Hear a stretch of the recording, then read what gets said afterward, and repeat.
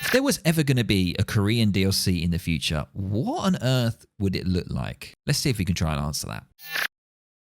Hey YouTube, it's your boy Widgie here. Today we're going to be answering the question of, if there was a Korean DLC, what on earth would it look like? You know, so what I think we're going to do, we're going to break this down into a few parts. The first thing, we're going to do a little sort of history lesson around the sort of era around Korea, because I'm not too good with history. And then we're going to move on to what sort of units would we be expecting to see and how would they interact within the sort of universe of Age of Empires 3. And then we're going to sort of move on to the buildings and maybe unique sort of techs and things like that that sort of differentiate Korea from the other current Asian civilizations. So let's get into this. Right guys, a quick history lesson. There was a lot of stuff going on in Korea around the late 1500s, early 1600s, and there's a ton of stuff that Age of Empires 3 or the Forgotten Empires group could actually do for an awesome Korea campaign. Now, there's probably not going to be a campaign, but it's great to speculate and to think about what they could do. We know that from the new civilizations, there's been no sort of campaign rollout or anything like that. But with Korea, you could definitely do something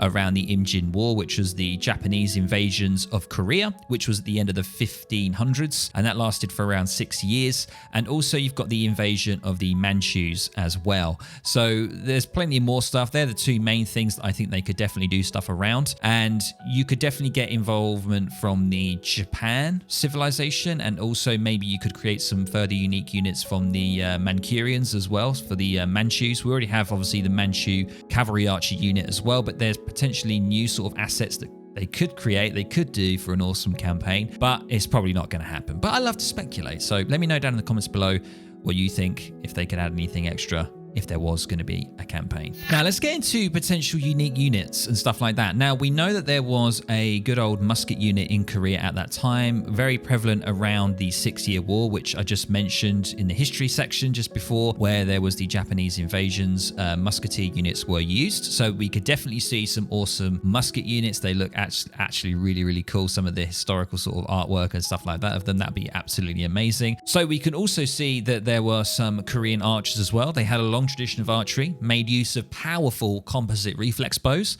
So there could be that sort of skirmishy unit as a Korean bow unit, very similar to the Japanese. And you've still got also the Korean musk unit as well, be the heavy infantry counterpart. Okay, so for cav units, there's two interesting units that I've sort of found. It's kind of hard to find this sort of stuff, but there's something here. The Sogo Reform recognized the importance of firearms in close combat. The Joseon used a variety of pole arms in the form of spears and tridents. So what you could do is you could have like a light sort of cavalry lancer type unit, and you could also have maybe a heavy cav sort of with a potential sort of like flail on the end, very similar to the Chinese, where you've got the iron flail troops.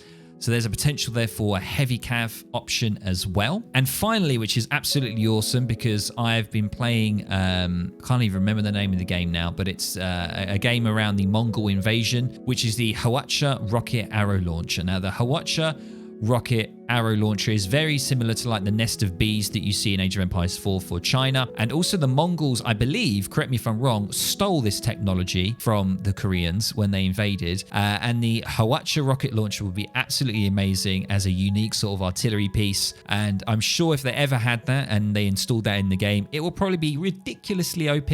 And then they're probably going to have to nerf it. That's probably what would happen. But we've got a great array of stuff. And the Korean Navy were really good as well. They actually used these Hwachcha rockets on their Navy. So there's also potential there, sort of military ship as well for the sea, which would be absolutely amazing. So let me know, guys, in the comments below what you think. Potential sort of unique units that the Koreans could have. But just from this alone, there's plenty of potential for them to make the Korean DLC. Okay, so I haven't got a huge amount of sort of history or anything around what type of buildings would be good for Korea. So if we had the Korean DLC, what unique buildings could, you know, the DLC offer for the civilization? And what I've been looking through and trawling through a lot of history around that era is that they were obviously heavily religious, the Koreans. And from the Joseon or Joseon, I'm not entirely sure, I think it's Joseon dynasty, around after the 1400s, there was a real shift to Neo-Confucianism and that actually took over Buddhism. So there was a lot of promotion of that religion and that way of thinking. So there could be something around that. There could be certain sort of religious building similar to like a temple or a church that could provide sort of unique technology and stuff like that for the Koreans that would be very, very different to the other Asian counterparts such as Japan, China, and India. So that's something that I think they could definitely do. They could definitely make Korea more of like a religious or heavily religious civilization compared to the other three, and they could try and do all sorts of things to make it very unique and stuff like that. We know that in the Wars of Liberty mod, which is something also to go on, that there is a unique sort of building, which is the religious embassy, where the Koreans have a building that combines both the embassy and the temple. They work with faith instead of export and ally to religious orders.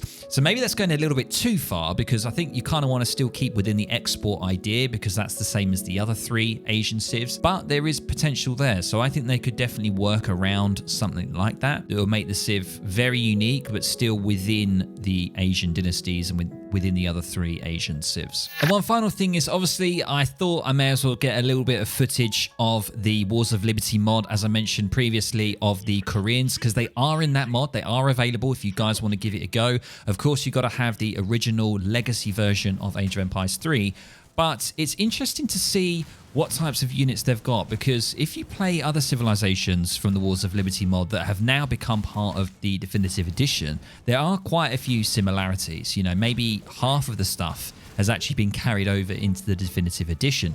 So if you guys want to get as close as possible to the Korean DLC, I suggest giving the Wars of Liberty mod a go. Just playing against AI, you don't have to play against anybody else, and just seeing how the Koreans work in that mod, because it's very interesting. They've got a whole unique roster of units and buildings. They've got like the Victory Gunner, the Myeong-gun, which is the Korean archer, which I mentioned earlier, the Dangpa Spearman, the Fire Lancer, the Choson Cavalry, battle wagons, chongtongs, the Hwacha, which I mentioned, the Korean artillery unit, good against infantry, fire cattle, and there's just tons of other stuff, other Korean light and heavy battleships and stuff like that. There's absolutely tons. So go check that out. I really suggest that you do, and that will sort of get you hyped for potentially, fingers crossed, a Korean DLC. So of course, guys, if you found this really enjoyable, let me know down in the comments below. If you want to see more stuff like this, where we sort of ponder, we speculate on, you know, if there was going to be a newer DLC, what would it look like? What could it be? Then, of course, let me know. And if you did enjoy it, make sure to drop a like. And I'll catch you in the next video on the next stream.